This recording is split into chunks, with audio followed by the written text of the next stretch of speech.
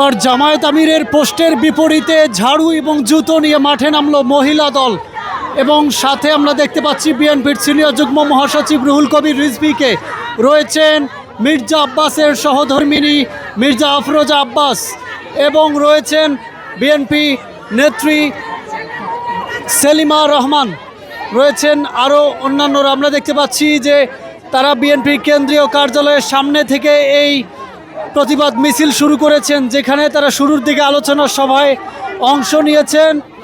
এখন তারা মিছিল নিয়ে বিএনপি কেন্দ্রীয় কার্যালয় থেকে সামনের দিকে এগোচ্ছেন।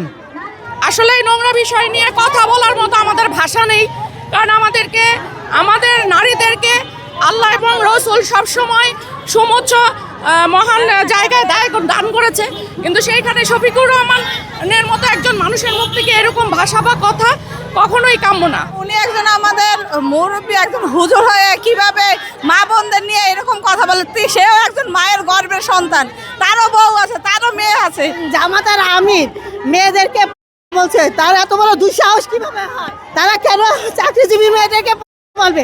তার এত বড় দুঃসাহস কেন? তারা তারা তারা আমাদেরকে কি পেয়েছে? এটা স্বাধীন দেশ, সে কেন আমাদেরকে বলবে?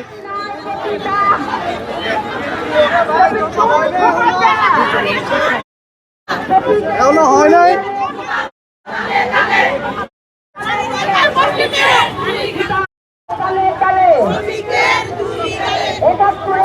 জামায়াত আমির ডাক্তার শফিকুর রহমানের পোস্টের বিপরীতে মহিলা দলের নেত্রীদের আজকের প্রতিবাদ মিছিল থেকে তারা জানাচ্ছেন নারীদের কাছে প্রকাশ্যে ক্ষমা চাইতে হবে ডাক্তার শফিকুর রহমানকে এবং একই সাথে দ্রুত বিচার করতে হবে।